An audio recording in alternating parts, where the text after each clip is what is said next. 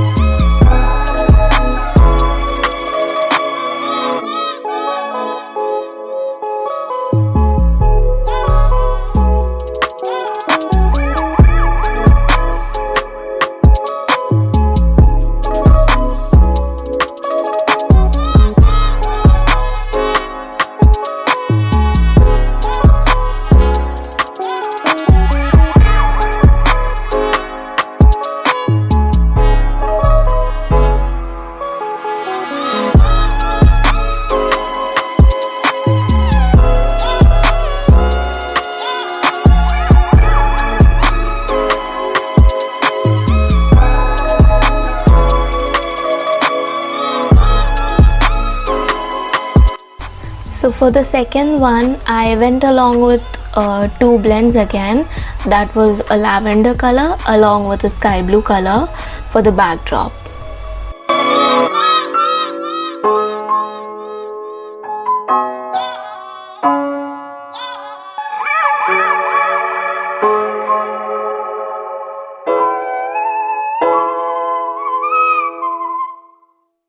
Now again the same concept is followed. A slight difference is that we are going to consider that the sun ray or the sun is on our right side.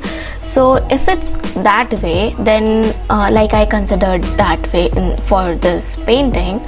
So in that sense, what you're going to do is all the clouds on the top layer on the right side would be shown as of lighter shades because it's in direct contact with the sunlight, and apart from the rest of the part is going to get darker and darker anyway.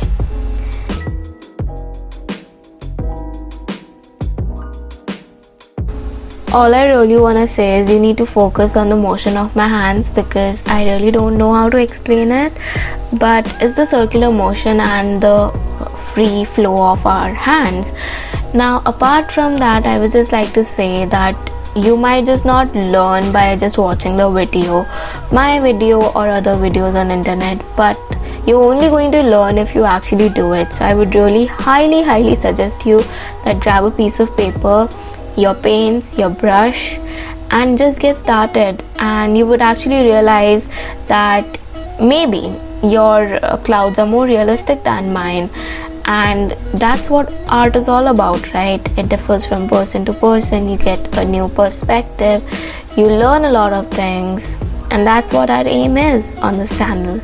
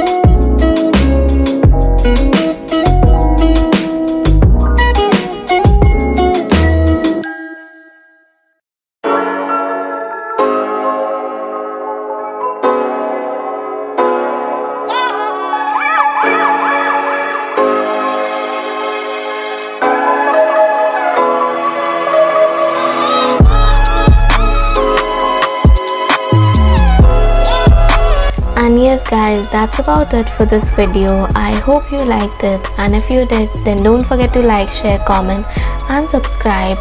Do let me know in the comment section below your any queries or suggestions, what you would like to see next on this channel, and I'll meet you in the next one. Till then, goodbye.